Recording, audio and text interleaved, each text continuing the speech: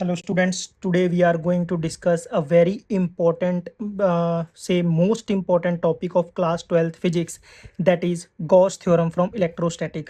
तो पहले Gauss theorem की स्टेटमेंट को पढ़ते हैं बेटा, फिर इसकी स्टेप बाय स्टेप एप्लीकेशंस को करेंगे। तो पहले इसकी स्टेटमेंट क्या है?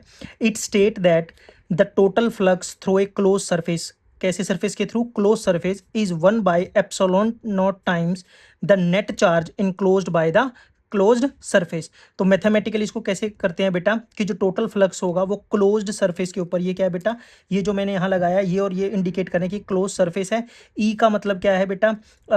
इलेक्ट्रिक, और इस फाई का मतलब फ्लक्स। तो that means electric flux is equal to closed surface E dot D S, जहाँ पे ई क्या है बेटा? हमारी इलेक्ट्रिक फील्ड है, और डी एस क्या है? हमारा स्मॉल एरिया वेक्टर है। किसके इक्वल होगा बेटा? चार्ज डिवाइड में एप्सिलॉन नॉट। तो यानी जहाँ भी आपको पॉजिटिव चार्ज दिखाई देना तो बेटा वहाँ पे समझ लेना कि गॉस लॉ एप्लीकेबल हो गया है। तो ये थी इसकी स्टेटमेंट और मैथमेटिकल एक्सप्रेशन। अब इसकी एक बहुत ही इंपॉर्टेंट एप्लीकेशन डिस्कस करेंगे बेटा, जो मोस्ट ऑफ टाइम सीबीएसई के एग्जाम्स में आती है। गॉस लॉ की फर्स्ट एप्लीकेशन है बेटा, electric field due to an infinite long straight charge wire. यानी कि infinitely long straight charge wire की वजह से जो इलेक्ट्रिक फील्ड है वो आज हम कैलकुलेट करने वाले हैं, electric field due to an infinitely long straight wire. तो इसके लिए मैंने क्या करा बेटा, एक लॉन्ग स्ट्रेट वायर ली है और इसके सराउंडिंग में मैंने क्या लिया है बेटा? Gaussian surface in the form of cylinder. इस गॉसियन सरफेस का बेनिफिट क्या है बेटा कि जो ये डिस्टेंस आप देख रहे हो इस चार्ज लाइन से इस कर्व्ड पार्ट के हर एक पॉइंट पर जो डिस्टेंस होगा वो सेम होगा। इससे हमारा बेनिफिट क्या होगा बेटा कि हर एक पॉइंट पर जो इलेक्ट्रिक फील्ड होगी वो आइडेंटिकल होगी। इसका एक और बेनिफिट ये होगा कि जब हम इंटीग्रेशन करेंगे या इंटीग्रल लेंगे तो उसमें से ई को हम कॉमन निकाल लेंगे। इसका रीज़न ये है कि बेटा इसके हर एक पॉइंट पर जो इलेक्ट्रिक फील्ड होगी आर डिस्टेंस पर जो भी हम कैलकुलेट करेंगे वो आइडेंटिकल होगी। इसको एक एग्जाम्पल से समझ सकते हैं। मान लिया आपके घर में एक बल्ब जल रहा है, आपने क्या करा, उस बल्ब के चारों तरफ एक सफ़ेयर लगा दिया। तो जो बल्ब की रोशनी उस सफ़ेयर पर पड़ रही होगी बेटा, वो जो रोशनी उस सफ़ेयर के हर एक पॉइंट पर पड़ रही होगी वो क्या होगी? सेम होगी, यानी कि आइडेंटिकल होगी। तो यही इस गॉसियन सरफेस का लेने का मोटिव है बेटा कि जो ये इस पॉइंट के किसी भी पॉइंट पर जो इलेक्ट्रिक फील्ड होगी यानी आर डिस्टेंस पर वो क्या होगी? आइडेंटिकल होगी। अब यहाँ पर हमने गॉसियन सरफेस लिया बेटा सिलिंड्रिकल शेप का, जिसकी लेंथ क्या है? आर, और सॉरी लेंथ क्या है? एल, और रेडियस क्या है इसकी?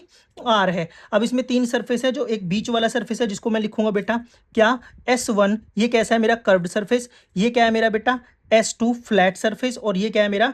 S3, यानी कि एक और फ्लैट, यानी दो फ्लैट सरफेस हैं और एक क्या है?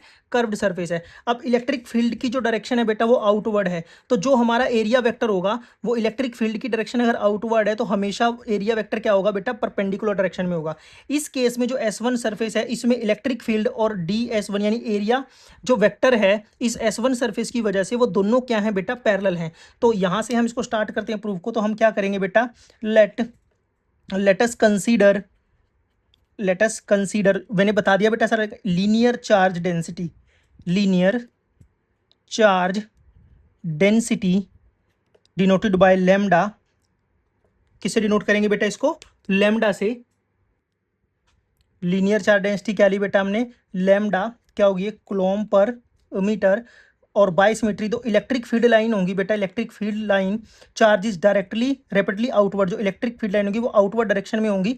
और इसकी जो मैग्नीट्यूड होगी बेटा is same at all point equidistance from line charge. ठीक है। तो मैंने पहले ही बताया बेटा, हमने गॉसियन सरफेस लिया सिलेंड्रिकल शेप का, जिसकी लेंथ क्या है? एल, और रेडियस क्या है? आर। तो अब हम देख पा रहे हैं बेटा कि जो इलेक्ट्रिक फील्ड है मेरी, इलेक्ट्रिक फील्ड वो क्या है? पैरेलल है DS1 के, और इलेक्ट्रिक फील्ड जो है वो परपेंडिकुलर है DS2 के, और सिमिलरली इलेक्ट्रिक फील्ड जो है वो परपेंडिकुलर है बेटा DS3 के। तो ये हम देख पा रहे हैं बेटा, डायग्राम से पता चल रहा है कि इलेक्ट्रिक फील्ड S1 के पैरेलल है, DS एरिया वेक्टर के परपेंडिकुलर है, और DS3 के भी क्या है?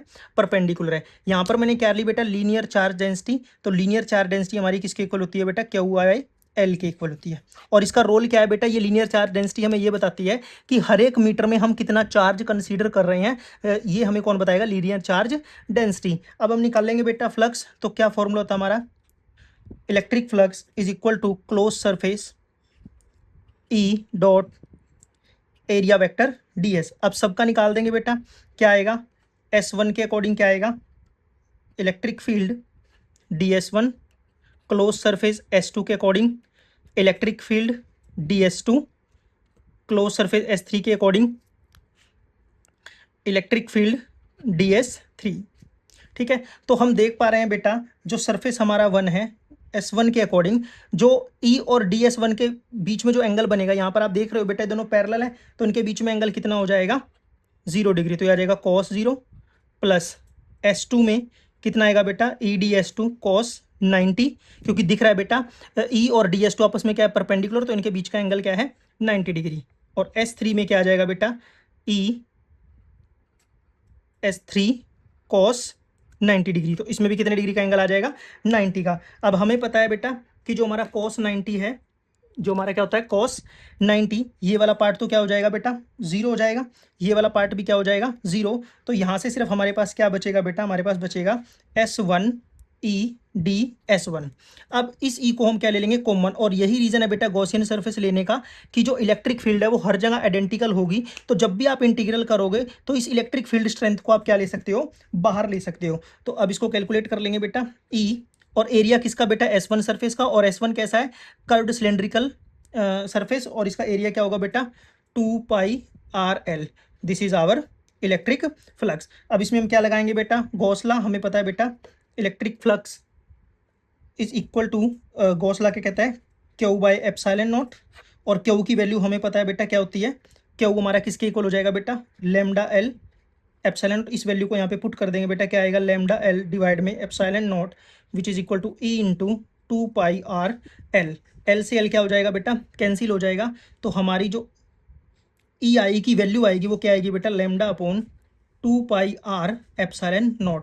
This is our final answer. तो ये क्या है बेटा electric field due to an infinitely long straight charge wire, और इस एक्सप्रेशन को आपने याद रखना है। इस एक्सप्रेशन की कुछ इंपॉर्टेंट डिडक्शंस हैं वो पढ़ेंगे हम। हमारा जो एक्सप्रेशन आया बेटा इलेक्ट्रिक फील्ड का E is equal to λ/2πε0R। तो पहली डिडक्शन होती है बेटा graph between E and R। तो E और R के बीच में हम ग्राफ बनाएंगे बेटा, तो ये हमारा E आ गया और ये R। तो जो ग्राफ होता है बेटा, ये जो ग्राफ बनता है ये कैसा बनता है बेटा रेक्टेंगुलर हाइपरबोला। तो ये भी एग्जाम में पूछ लेता है कि जो E और R के बीच में ग्राफ है वो कैसा बनेगा, वो बनेगा रेक्टेंगुलर हाइपरबोला का। और जो E होगा बेटा वो आपका क्या होगा इन्वर्सली प्रोपोर्शनल होगा R के। इन्वर्सली प्रोपोर्शनल किसके होगा R के। तो CBSE कई बार कंफ्यूज करने के लिए क्या करती है कि E की डिपेंडेंस पूछ लेती है L के ऊपर। कैसे क्वेश्चन फ्रेम करेगी, वो बोलेगी इफ़ L इज डबल्ड, अगर जो लेंथ है बेटा उसको डबल कर दिया जाए तो व्हाट इज इलेक्ट्रिक फील्ड, ये पूछ लेती है बेटा। तो आप देख रहे हो बेटा अपने एक्सप्रेशन में कि E की L के ऊपर कहीं भी डिपेंडेंस नहीं आ रही, तो इसका मतलब इस क्वेश्चन में कोई फर्क नहीं पड़ेगा, नो चेंज, यानी इलेक्ट्रिक फील्ड पर कोई फर्क नहीं पड़ेगा। अगर वो L को डबल करे, ट्रिपल करे, 4 गुना करे, इससे कोई फर्क भी नहीं पड़ेगा। तो ये दोनों डिडक्शन आपने याद रखनी है। E और R के बीच में ग्राफ कैसा बनेगा और L का और E का आपस में रिलेशन कैसा है। CBSE के पॉइंट ऑफ व्यू से आपने ये एक्सप्रेशन याद रखना है बेटा, क्या E equal to λ/2πε0R into में यूनिट वेक्टर। अब ये जो यूनिट वेक्टर है बेटा ये क्या होता है, यूनिट वेक्टर जो होगा ये unit vector perpendicular to the wire. ये जो यूनिट वेक्टर होगा ये क्या होगा बेटा परपेंडिकुलर होगा किसके, वायर के। फोर्थ डिडक्शन है बेटा कि अगर आपका लैम्डा पॉजिटिव हुआ, लैम्डा ग्रेटर देन 0 हुआ, तो इलेक्ट्रिक फील्ड जो होगी बेटा अवे फ्रॉम द वायर होगी। इलेक्ट्रिक फील्ड जो होगी बेटा वो क्या होगी, अवे फ्रॉम द वायर। दूसरा, अगर लैम्डा की वैल्यू नेगेटिव हो गई बेटा तो इलेक्ट्रिक फील्ड क्या होगी, टुवर्ड्स द वायर। तो ये भी CBSE के लिए बहुत इंपॉर्टेंट है बेटा कि अगर लैम्डा पॉजिटिव हुआ तो जो इलेक्ट्रिक फील्ड होगी वो अवे फ्रॉम द वायर होगी, और अगर लैम्डा नेगेटिव हुआ तो टुवर्ड्स द वायर होगी।